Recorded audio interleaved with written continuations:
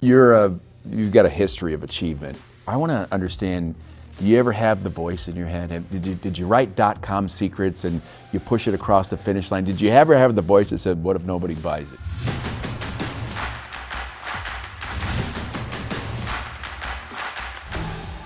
You ever had that? So many times. In fact, before I got on stage right now, I was like shaking. I was so nervous. People were like, you still get nervous? I'm like, every time I get nervous. Like, I don't know. Some people say they don't. I do every single time. And I remember, I think just the .com secrets book, for example, like you think about creation, like creation is such a private thing, right? Like it's you and your thoughts and if you're writing a book, it's writing, it might be painting, it might be whatever your art is. Like creation is such a personal thing.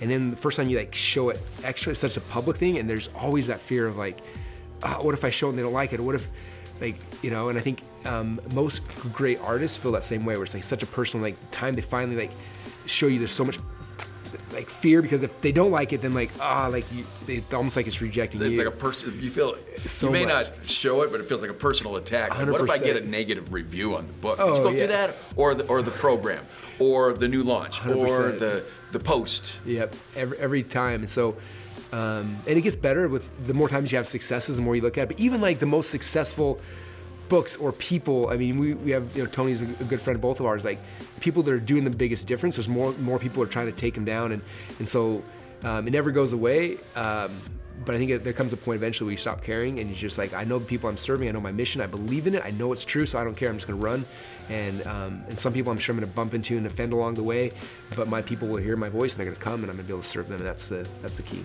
Yeah, and you're not gonna intentionally offend anybody. Oh, yeah. Who would be offended by a guy that is fighting for good, fighting to serve and help and educate others, that is, you know, super proud and protective and generous with your family? Why would somebody not just get on board or do the things?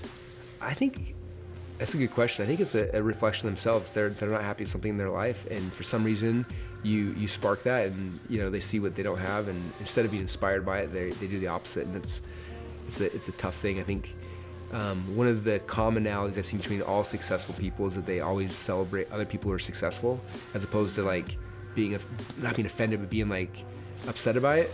And so I tell my kids to tell other people this, like when someone has success, like you need to celebrate it, or else subconsciously your mind's gonna be like, if I'm successful, people are gonna judge me, because you just judge that person. Like you always gotta be celebrating people's successes, or else like it's hard to get your mind to let you be successful, because you're always cutting people down. Hey, if you got value out of this and you have a friend that could appreciate it, feel free to share it.